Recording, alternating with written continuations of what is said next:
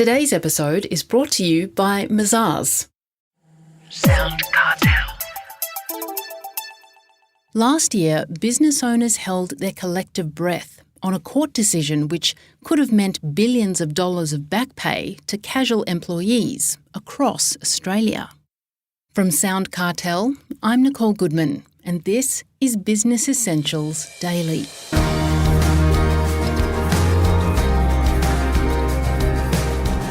In August 2021, the High Court of Australia overturned a ruling from the Federal Court regarding a mine worker who, for many years, was a casual employee.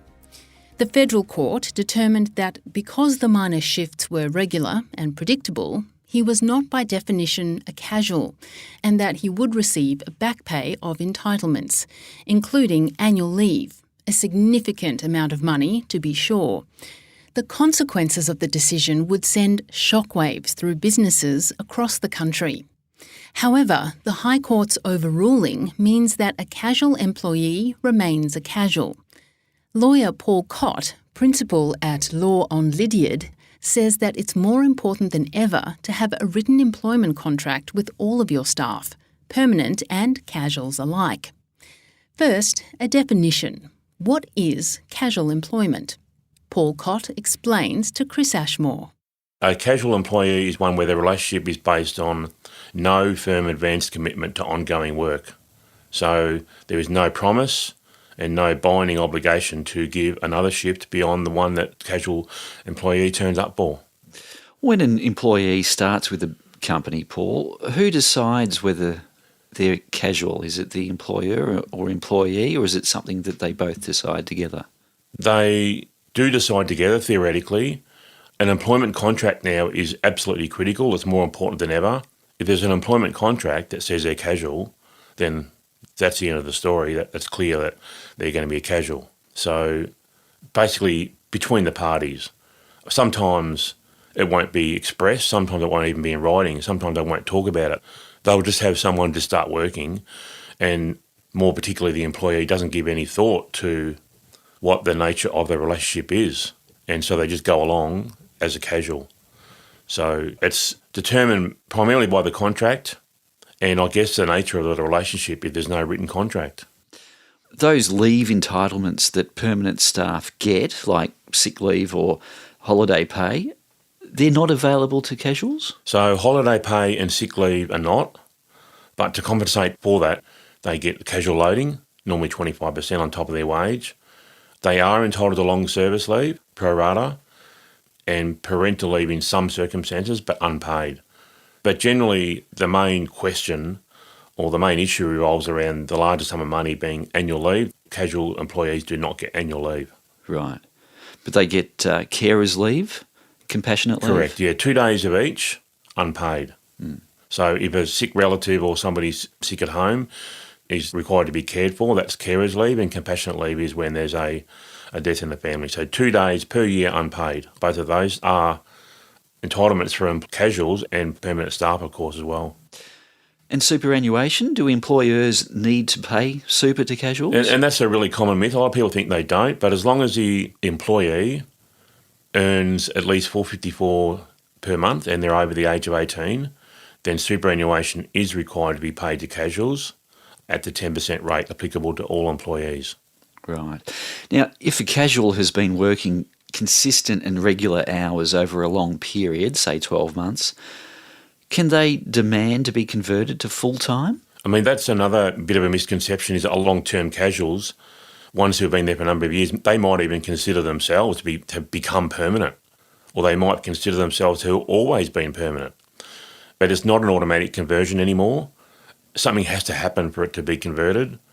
So an employee cannot demand conversion. They can request it of the employer, which can be refused on reasonable business grounds, which basically means that if the employer believes that there's going to be a downturn of work or reasonably believes that there may be going to be a downturn, then they can refuse that request to conversion on reasonable business grounds. Right.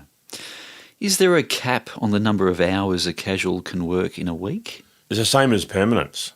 38 hours per week is the standard rate or standard number of hours, but both permanents and casuals can work reasonable additional overtime on top. Same. What does that mean? What's reasonable? Yeah, well, we as lawyers, we love that word reasonable. We put it into nearly every sentence. It's how long is a piece of string as well? And look, it's a case-by-case basis. I mean, there is a line, I suppose you could say, well, an extra 20 hours a week probably not reasonable. An extra 5 probably is. And there's shades of grey in the middle.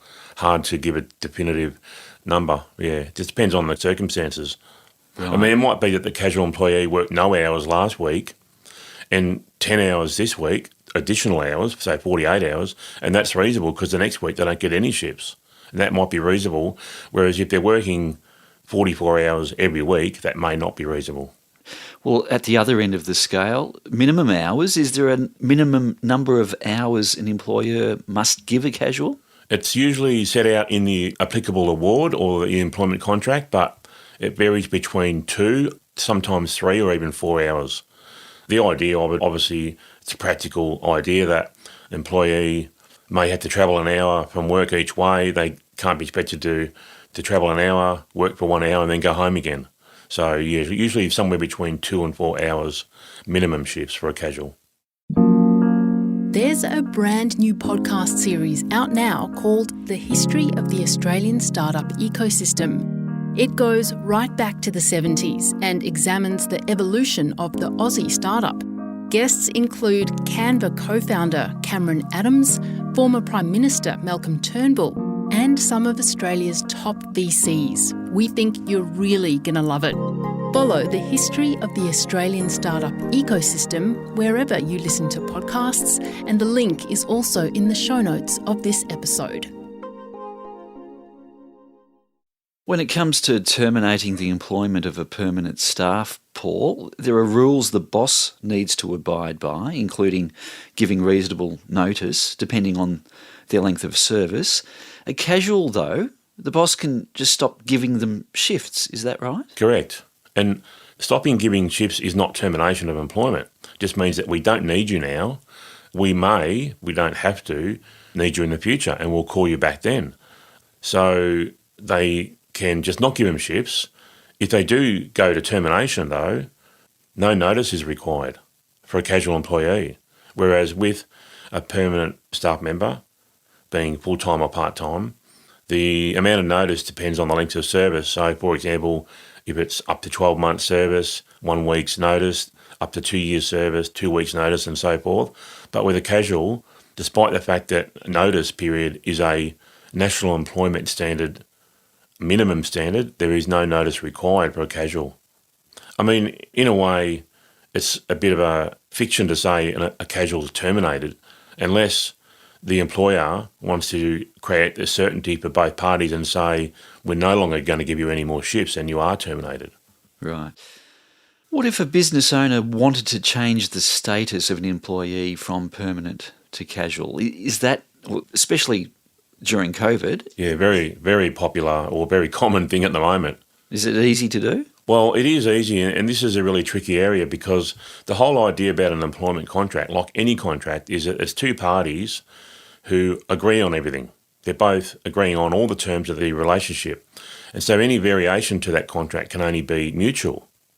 But in the employer-employee context, the reality of it is, because of the imbalance in bargaining power, and often the employee is given work or given employment terms and conditions on a take it or leave it basis, the employee really doesn't have a choice technically. So technically, to answer the question, it cannot be forced on an employee to be converted backwards, in other words, from permanent to casual.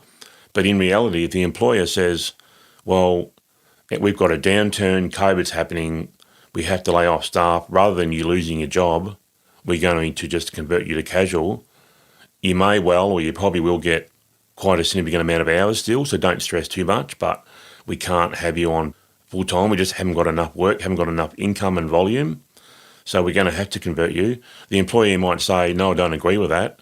And the employer will say, well, you have to. So there's a bit of a fiction. You know, as I said, all those things are the variation of the contract is supposed to be mutual, but in the employment context, it doesn't quite happen like that. So the employee would have to accept it. And look, it generally in most cases, or a lot of cases, they will just accept it because it's better than having no job, because that's what a lot of people have been facing, obviously.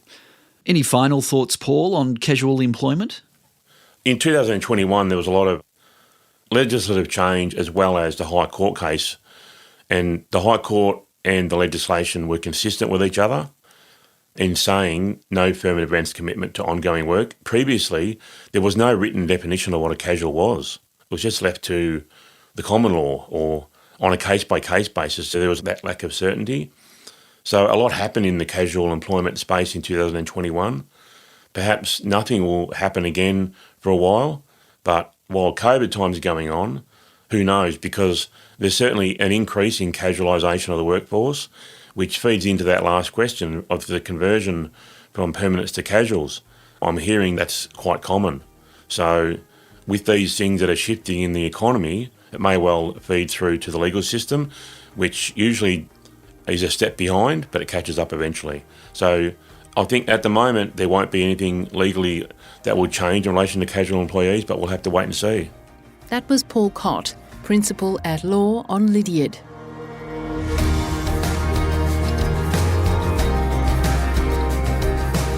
This episode of Business Essentials Daily is produced by the team at SoundCartel. Thanks for listening. I'm Nicole Goodman. We'll bring you more Be Daily tomorrow. Follow at BE Daily Podcast across social media and head to bedaily.com.au for more from the Business Essentials Daily podcast. SoundCartel. This episode was brought to you by Mazars. To find out more, visit mazars.com.au. That's mazars.com.au.